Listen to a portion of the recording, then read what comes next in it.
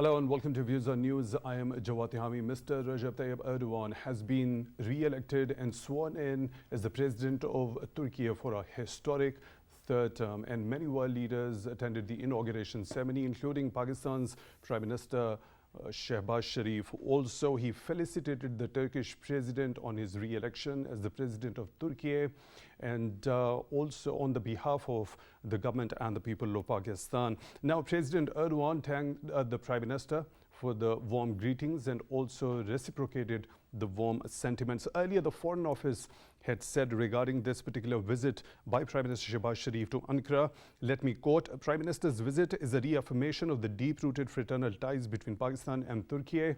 Pakistan-Turkey relationship is deeply embedded in commonalities of faith, culture and history, and strengthened by mutual trust and convergence of views on regional and global matters.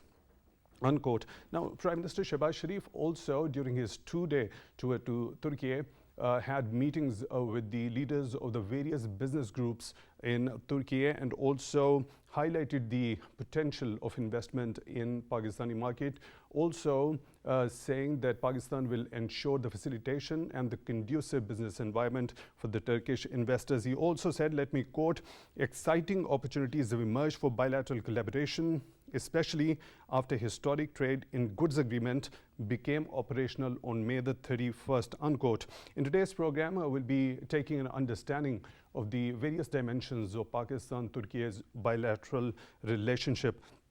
And for that, we are honored to have been joined in the studio by Professor Dr. Auqaab Malik. He is associated with Center for International Peace and Stability at NUST. Dr. Auqaab, thank you very much for joining in at Views on News tonight. We really appreciate your time. On Skype at the same time, we are being joined by Mr. Sheikhu Atif, his senior economist. Mr. Atif, thank you very much for joining in at Views on News tonight. We really appreciate your time. Let me begin the discussion with you, Dr. Malik. Now, what primary factor do you think is the strongest pillar of this bilateral relationship between Pakistan and Turkey? I think both countries have recently gone through and undergoing a very severe economic crisis. In fact, Turkey more so, if you think about exactly where they're heading with the inflation rates over 60%, so it's much worse than Pakistan. So they're trying to foment this. They have now achieved some degree of stability, because the elections are always an unstable event for economies, because there's uncertainty about who's going to do the leadership, who's going to be able to foment the policies, and where they're going to go. So now there's more certainty as to where the business community and international business as well, where Erdogan, he's a conservative, he wants to continue the reforms that he has in the economic sphere, but also I think Pakistan has always been aligned with Turkey for a long time, and they share a sense of historical understanding. And I think Pakistan's situation is quite difficult as well, economically, politically, and what Pakistan also needs is a staunch ally in many respects in the international environment that would support it in many of the ventures that it needs to go into. I think there's a common understanding there, given especially that Turkey is part of NATO. So this is a special understanding to have a backdoor into NATO as well, in the sense that you've got some supporter that any event may occur for Pakistan. The situation here is quite difficult in Pakistan. Because of the political uncertainty, because of the lack of elections at this moment in time, and whenever that occurs, and when there's a more stable government, whichever one that is, I think Pakistan will begin to come out of this economic crisis. But that needs to occur in sync with the political stability as well. And that is in relation to the wider global community. And when you need friends, this is a time when we need friends more than any other time. And Turkey has always been a friend of ours. And I think it will support us in many different ways. And it's not just in diplomatic sense, but I think also in the geopolitical aspect, but also economically, having increased trade between each other. But also remember, a certain significant event is occurring around the world now, with the maybe in the forthcoming elections to bring in new countries into BRICS. And when there are over 25 right now countries that have applied to go into BRICS. If all of them get in, you'll have 30 countries which are the greater population than the rest of the world, over half of the population in the world, and GDP to that extent as well. So that's going to change dynamics. And if Pakistan comes into this as well, that means trading, not in dollars, but trading in local currency or bartering through commodities. And this is our advantage of getting out of, I think, the economic crisis that we're in. And Turkey wants to be part of that as well, because it wasn't allowed into the European Union, which is a big mistake for the European Union. So it has to look for alternative economic blocks to find partnerships within, to be able to trade and bring its own prosperity within its own country. And that's the same with Pakistan. I think there may have been discussions about this. There are high-level discussions going on, and many of these countries that are engaging and wanting to go into the BRICS union, you could call it now. I think it would be called something very different in that respect. And we'll see what happens. Obviously, it's all speculation at this moment in time, but there is a significant geopolitical and geoeconomic shift in the world about to occur, maybe before the end of the year. And Pakistan needs to really actively think about where it needs to go, what its existing history was, and where it can turn to, given the economic situation that we are in at this moment in time. So we try to take an analysis historically of this bilateral relationship. What main pillars do you think had been in this particular bilateral relationship when we talk about the security cooperation, also the coordination among the political institutions between the two countries, also the cultural, historical ties between them? I think the militaries are very much in sync, but you've got to appreciate that Turkey has certain limitations, primarily because it is a member of NATO, so it's governed with its relationships within the parameters or restrictions imposed by NATO to an extent. So it can engage in certain aspects. For example, can Turkey engage with Iran? It's highly unlikely. In strategic factors and military factors, it cannot, because it would contravene certain tenets within NATO. But with Pakistan, there are certain less restrictions in this respect, especially in relation to counterterrorism, where we could mutually reinforce each other. But there are also aspects, like I mentioned, in economic sphere, which is absolutely pertinent, and this is the most important aspect in this moment in time. I'll get your detailed view right after I take the view of Mr. Shiko Atif. Mr. Shiko Atif, thank you very much for joining in. Now, when we talk about the bilateral relationship between Pakistan and Turkey, if we take a historical analysis on the economic front of this bilateral relationship, how do you think this particular relationship on the economic front had been between the two countries so far? Economic relationships, but in none of our economic relationships is the people-to-people connection any stronger. And you know, that people-to-people connection and that business sentiment behind the business is really, really important. So Turkey, and whenever Pakistan has needed, Turkey has stepped in. And whenever Turkey has been in a need of any sort, to the best of our ability, Pakistan has stood in and done its very best. So the history that both of these countries share, and what going forward, both countries have had some stumbles. Turkey, with its candidacy to enter the European Union, but what President Erdogan has done and metamorphosized over the past couple of decades is something for Pakistan to follow suit in and follow in their footsteps as we move forward. So Mr. Atif, what about the economic front of this bilateral relationship? How this particular front had been between the two countries so far? What are the future prospects, especially when you talk about the trade in goods agreement that was signed between Pakistan and Turkey, which has become operational from 31st of May this year? As the Prime Minister says, immense opportunities have emerged after the signing and this particular agreement and it coming into operation. Actually, the one thing that the Prime Minister was able to communicate to Turkey and the business community there was one single word, and that was stability. Pakistan is a stable country. You know, don't go after what the headlines in the international media says. You know, I find over the past 4 or 5 years, Pakistan has not communicated this message of stability at any time prior to this. The one stumble that the macroeconomic community all across the globe has been facing, Turkey and Pakistan have not been sort of excluded from that, and that is the tremendous rise in the value of the US dollar. So the US dollar has impacted the economy of every country, including Turkey. What it has done is, because the US dollar has grown so much in value, it has impacted the debts and the loans in Turkey as well as Pakistan. Plus, just as Pakistan has been struggling with the flood aftermath, similarly Turkey has sort of been facing that. The one message that the Prime Minister was able to communicate was there are many other ways of doing business together. Just as barter and leaving the US dollar out of our internal trade between each other, even before both of us being admitted into BRICS.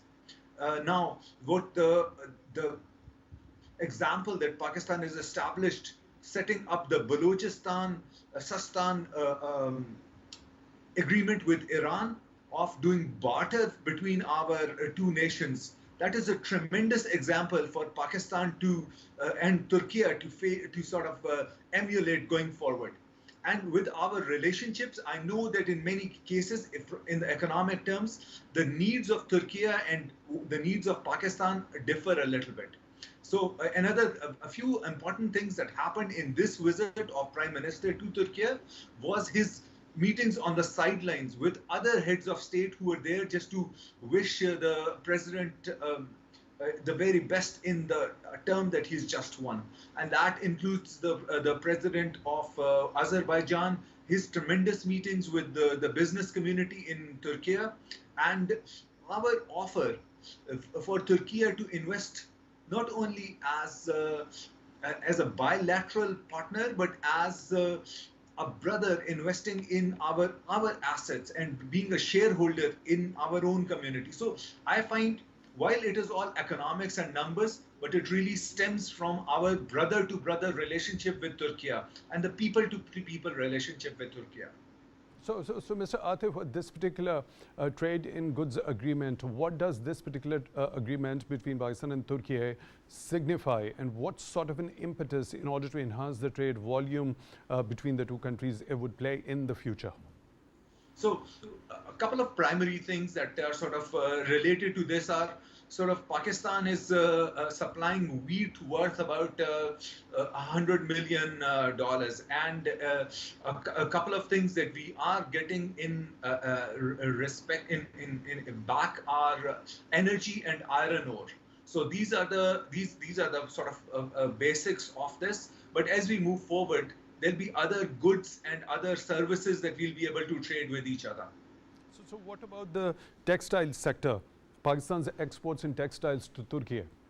So Pakistan has actually made tremendous strides as far as microfiber is concerned. The unfortunate thing with that, this is one of the, even though Pakistan, while the large-scale manufacturing has suffered a little bit, Pakistan has never done better in the past 4 years that it has done in those companies that trade on Pakistan Stock Exchange, like Interflora, like others. They have not done as well in Pakistan over the past 4 years as they have done in the past quarter. Just this past one quarter, they've done tremendously well. The reason for that, again, is the fluctuation in the US dollar, because they ended up buying the raw material for cheaper, and now because of the devaluation of the Pakistan rupee, it is way, I mean, they've just been like a bonanza of sales. Like the whole world wants what Pakistan is manufacturing. Unfortunately, yes, sir. Please go ahead. Please complete. No, just wanted to finish the thought that one area where Turkey is really sort of can benefit from Pakistan is in the microfiber area, where Pakistan has made tremendous strides. And today being the day that brings environment into focus. all across the world. And this is for environmentalists, it's really important today. I'd like to say that Pakistan has made tremendous strides, and it's Turkey can benefit from Pakistan in what it has done in textile manufacturing vis-a-vis environment. Right, your point is well taken. We're joined by another participant on the show, Mr. Ali Sarwar Naqvi, former ambassador, joining us on phone line. Mr. Naqvi, thank you very much for joining in at Views on News tonight. Really appreciate that. Now we see Prime Minister Shehbaz Sharif attended the inauguration and the swearing-in ceremony of President Erdogan. How do you see the relationship between Pakistan and Turkey over the years has been, or what had been the major factors of motivation of this bilateral relationship? Yes, well, it's a subject that is of considerable importance. Pakistan and Turkey have had a long history of association. Turkey was one of the first countries to recognize Pakistan in 1947. So we have had 76 years of our bilateral relations. And we have seen Turkish cooperation and collaboration with Pakistan develop on two fronts. One is the bilateral front, in which we have had a lot of economic cooperation. Turkish companies are functioning in Pakistan, and Pakistan has been providing many services to Turkey. So that is the bilateral front. Then there is the multilateral front. On the multilateral front, Pakistan and Turkey have been on the ECO, and before that the RCD. And third, Pakistan and Turkey have cooperated closely on many major issues in the United Nations. So we have cooperated in regard to Kashmir, because Turkey supports Pakistan's position on Kashmir. And lately, Jawad, they did not go to Srinagar when India tried to host a meeting of the tourism group of the G20. So their support for Kashmir is consistent. We have also supported Turkey on its positions in regard to Cyprus, in regard to Azerbaijan, and other such sort of issues of regional importance. So there are many facets of Pakistan-Turkey relations. The other point that I want to make is that these facets are reflected in the fact that there have been high-level bilateral visits between Pakistan and Turkey. The first time that Mr. Erdogan, Recep Tayyip Erdogan visited Pakistan was in 2000. And then he visited lately in 2020. And then President Arif Alvi visited Turkey in 2021. And now Prime Minister Shehbaz Sharif is in Turkey to be present at the inauguration of the Turkish President Recep Tayyip Erdogan for a third term. So, Mr. Naqvi, the two countries also signed the Trade in Goods Agreement back in the last year, and that has become operational from 31st of May this year. What does that particular agreement, as far as the trade relations between the two countries is concerned, signify? It signifies very close bilateral cooperation in the vital area of trade, and this is governed by the overseen and monitored by the High-Level Cooperation Council between Pakistan and Turkey that was set up in 2009. And now this has been converted into High-Level Strategic Cooperation Council. So the sixth meeting of the HLSCC was held in Islamabad during President Recep Tayyip Erdogan's recent visit to Pakistan. Most recent visit to Pakistan in 2020. So the trade agreement, I think, covers a wide range of bilateral trade in very many areas that in which Turkey can help Pakistan, and our products are needed in Turkey. So we have established a basis of close bilateral cooperation. Like you already mentioned that the cooperation between Pakistan had been once bilateral, also in the multilateral domain. Also, when it comes to regional issues like the Kashmir dispute, Pakistan had got a firm support when it comes to Kashmir dispute from Turkey on all international fora. Likewise, reciprocation from Pakistan when it comes to the regional issues of Turkey are concerned regarding Cyprus and Azerbaijan. When we talk about Afghanistan, there is a trilateral summit mechanism between Afghanistan, Pakistan and Turkey. How do you think both the countries can cooperate and collaborate in order to bring in peace and stability in the war-ravaged Afghanistan? Yes, this is a very important point. The trilateral council between Pakistan, Afghanistan and Turkey is a forum that is aimed at stabilizing and establishing stability in Afghanistan.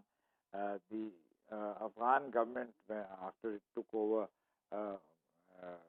last year, from then on it has been sort of veering on the edge of economic and financial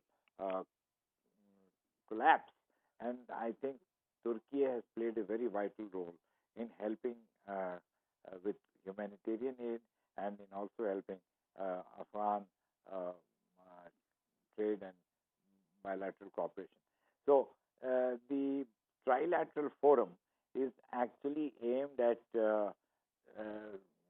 coordinating action in regard to economic cooperation and also political consultations on in regard to establishing peace and stability in Afghanistan. Right, Mr. Ali Sarwar Naqvi, former ambassador, joining us on the phone line. Thank you very much for being with us on Views on News tonight. I really appreciate your time. Dr. Malik, when we talk about the multilateral cooperation between Pakistan and Turkey on the multilateral forum, and Mr. Naqvi also highlighted that Pakistan got a firm support from Turkey when it comes to the resolution of Kashmir dispute. Also, the Turkey refusing to attend that meeting organized by India in Srinagar. Hasn't that particular support been significant over the years?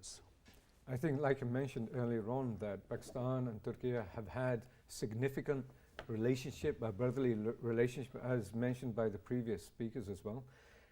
And this is likely to continue. It's also because President Erdogan has a particular familiarity with Pakistan and a liking for it, and our significant Muslim brotherhood in that respect. But then we have to look further than this. And we have to look at two countries that are fighting for their economies. You see, when others are looking better and they're focused on their futures, we're struggling at this moment in time, irrespective of what anybody says, we are. And this is where we mutually aid each other in increasing capacity for each other. And I think that's where we will jointly increase our capacity to be better relations and have a future interaction as well. And this is our country's relationships grow more than anything else, I think, where bilateral relations on multiple different fronts, whether it's economic, political, strategic, cultural, people to people, interaction with other countries, and trilateral relationships where Turkey and Pakistan and maybe other third parties can join hand in hand together, and that further signifies our relationship, which is absolutely necessary. And remember, also, this is our gateway into another world, which we have. I think is more than significant, and I think this relationship, more than anything, will grow further, irrespective of what happens internally in government. I think there's the establishment and the country as a whole recognizes the significance of Turkey in the future of Pakistan as well. And I think that's very important in how we engage in geopolitical aspects, becoming to an extent a firm ally in many which ways that we can rely on. And I think the support that President Erdogan has provided us, especially with not attending the G20 summit in Indian-held Kashmir, is significant because it is a strong economy and it gives an overt understanding to the other countries that what is going on is not correct. What it does is allow other countries to signify occupation of other territories, and this is a complete contradiction of what these other G20 countries that attended are doing when they impose sanctions on other countries that may be occupied. So a strong message was delivered to the G20 Absolutely members. strong method by those countries that did not attend. And I think it's very important to understand this. And this is why when you look at what happened, the hoo-ha and the hype that Indian media made this into this conference, what happened is that in the after effects, it was quite subdued. And the countries that did send their people didn't send the highest level people. They wanted participation, but they just wanted a mediocre or a very lukewarm participation because they understood what they were doing, which will inevitably come back and bite them because of what they've done. They set a precedent, which will hurt them later on, I guarantee this, by you're allowing an occupied area to be signified by your presence, which would mean that other countries could go to other occupied areas and they've set the precedent and signify that presence for that particular country.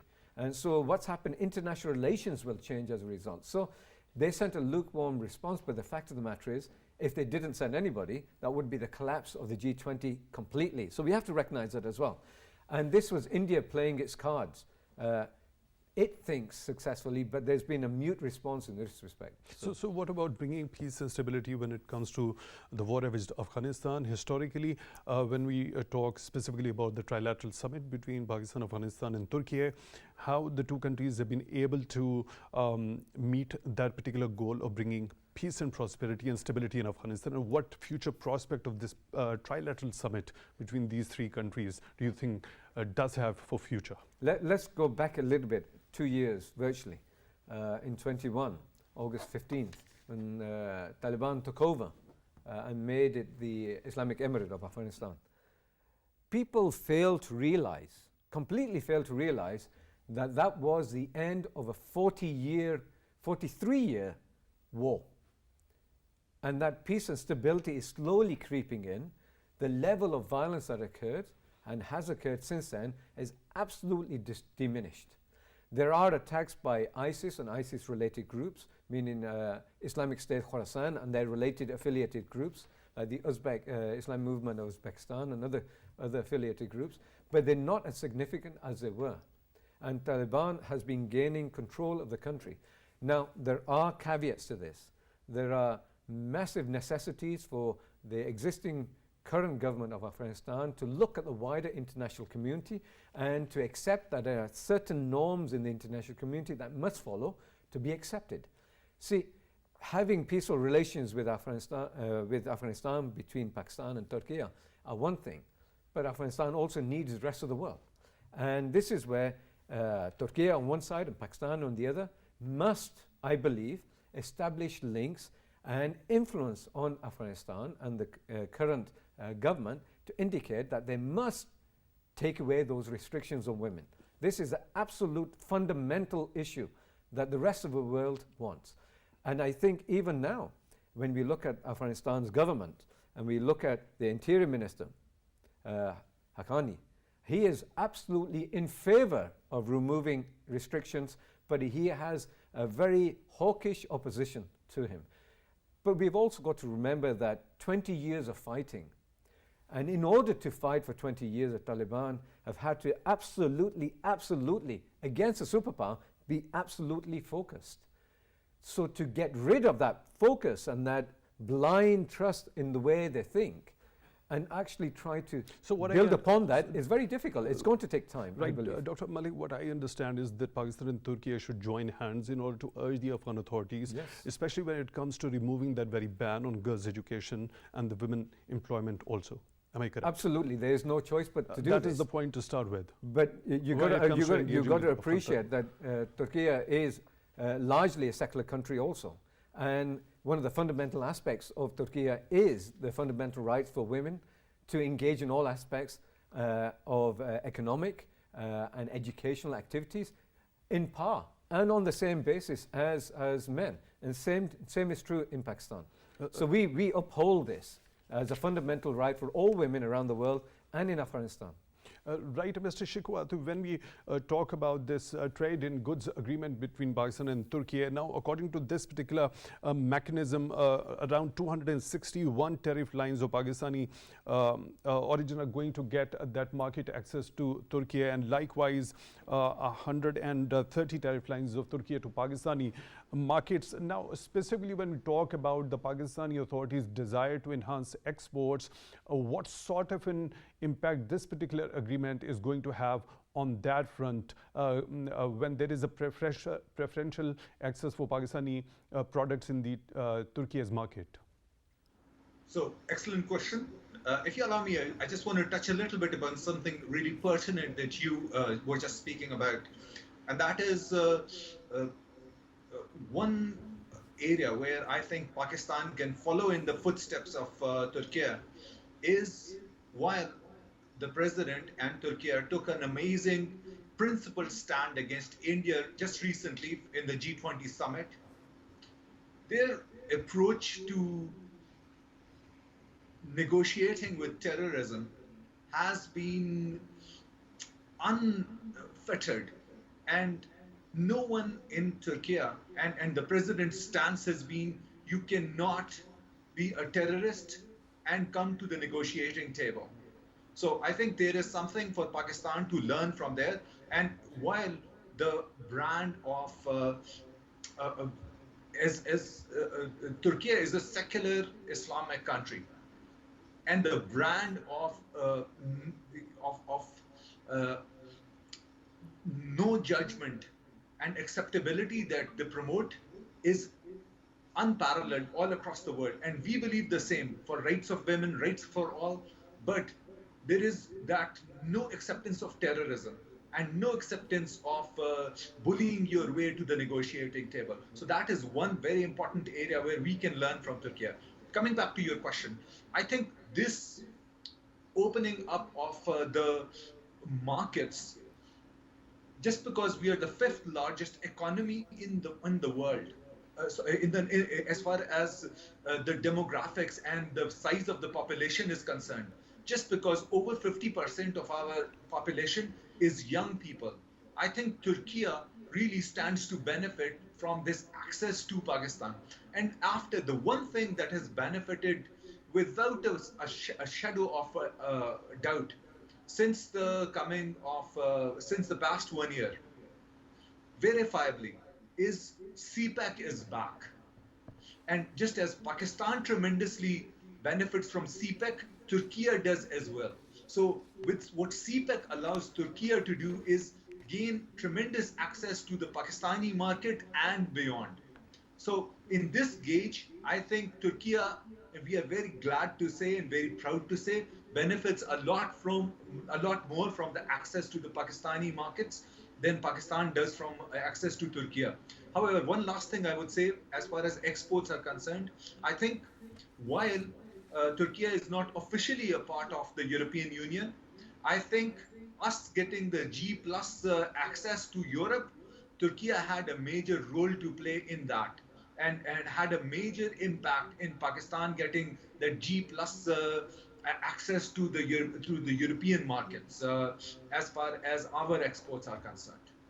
Right, Mr. Shiku Atif, the Prime Minister also has said that the bilateral trade volume between Pakistan and Turkey must be reaching at $5 billion annually in 3 years. Now, he has also talked about specific sectors that include agriculture, energy, IT and construction.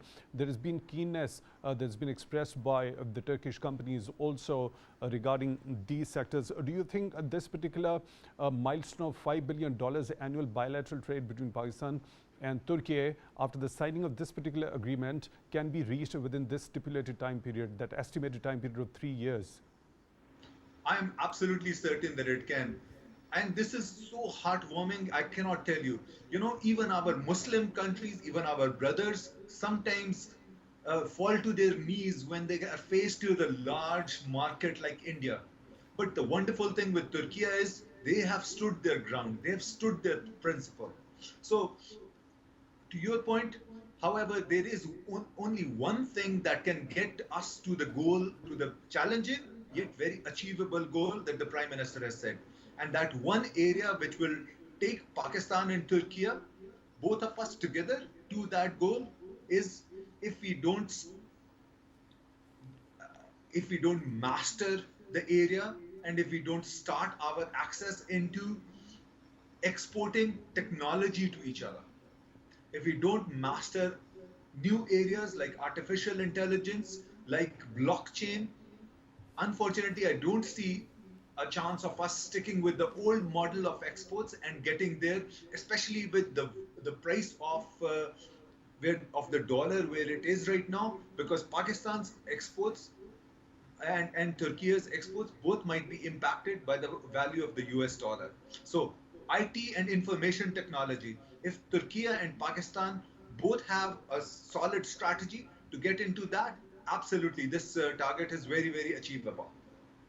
So, Mr. Shikwati, what should be done? What measures in that regard should be taken when it comes to increasing the exports, when it comes to the IT sector in particular, and the joint collaboration between Turkey and Pakistan? I am so impressed with a guy who went to Wharton Business School, and I've had some interaction with him around the world as well. And his name is Ehsan Iqbal. He's looking after the planning and development, I believe, right now, the ministry right now. So he is doing some amazing things in that area in promoting IT technology within Pakistan. But to be honest with you, this was a summit that was really focused on welcoming President Erdogan's next term.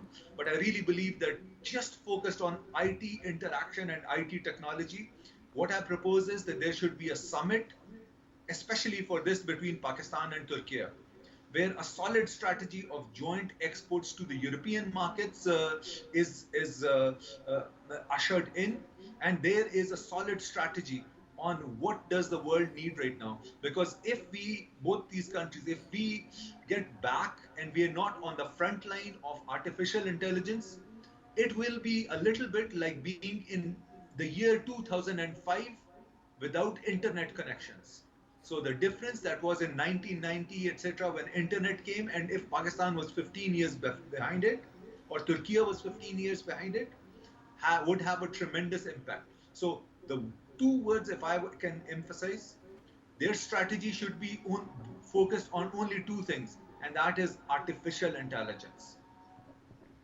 Right, Dr. Malik, do you agree with what Mr. Shikwati has said? Because the artificial intelligence, especially we have seen in the recent past, has taken the societies by storm.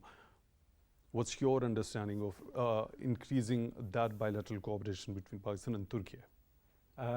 Several years ago, I think 6 or 7 years ago, I was on a program here in PTV World talking about exponential technologies. For the first time in Pakistan history, there was a program here where I in-depth talked about the future of technology and what it's going to do. And artificial intelligence now is proliferated everywhere, and everybody knows about it, actually a lot faster than what was expected at that time. So it's going to exponentially increase. An exponential increase is not following a linear path, it goes up fast. And the more you create, the more you will create exponentially. So we've got to get a hang of that. That's the future of global exports, is more service industries, for example. Countries can base a whole, but you need the whole existence on that. Like Britain is no longer a production country, it's a service industry that it provides services around the world in that respect, with a highly educated population and with quality services. And so we've got to focus on that. Where we're very far behind. And the economic policies that we have must introduce the idea of higher education, but even from a young age, focusing the whole curriculum based on a young age to focus the mind of the children towards this direction. We have millions and tens of millions of children growing up without that type of interaction. I think that's the future of it, to mold their minds towards the future as far as exponential technologies. And that's not just artificial intelligence. Artificial intelligence is one aspect. And it's collaborated with genetic engineering, robotics, neural networking, which is interaction between humans and machine interfacing with machines, and how even neurons, well, built into the machines, where just now Elon Musk is attempting to implant chips into the brains of people who are willing to see how they would function with enhanced, maybe future intelligence, manifold. So right now you think Einstein was most intelligent. He wasn't. Imagine building intelligence to the average level of 10 times more. And imagine if you can do that for a large section of the population, you're going to get masses more intelligent ideas and solutions coming out. So this is the future of what is happening in the future of the world. And we need to start focusing on this. Obviously, we can't, at this moment in time, with the economy and the way it is, that we focus on very dollar-heavy industries and dollar-heavy services, because we don't have that capacity at this moment in time. But we can in many other fields, and we have the brains to do it. We just need to focus the brains in the right direction.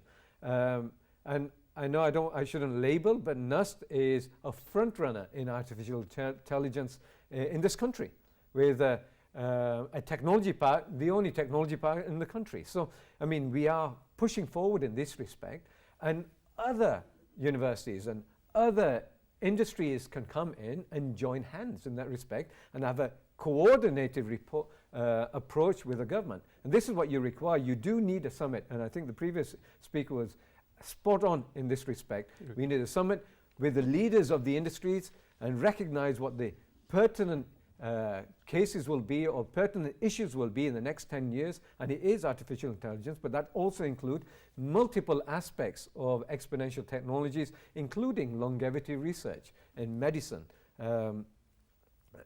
multiple other aspects of robotics. And we're not just focusing on military issues. We're talking about impact on civil society, impact on general population and their minds, and through the education system, it needs to be massively upgraded with a new modern outlook and not remain in the old school way of thinking and giving rote learning. We need to introduce critical thinking from a very young age. When you start criticizing, you start finding answers. When you start asking questions, you find solutions. When you start finding solutions, you look for ways to implement them. But if you don't ask questions, there are no solutions and there are no change. There will be no change because you won't have the answers. So this is the way we need to start thinking. Critical thinking is the future of this country, which the European nations, Americans, and even the tiger economies and Japan have mastered many years ago. I think we need to understand that.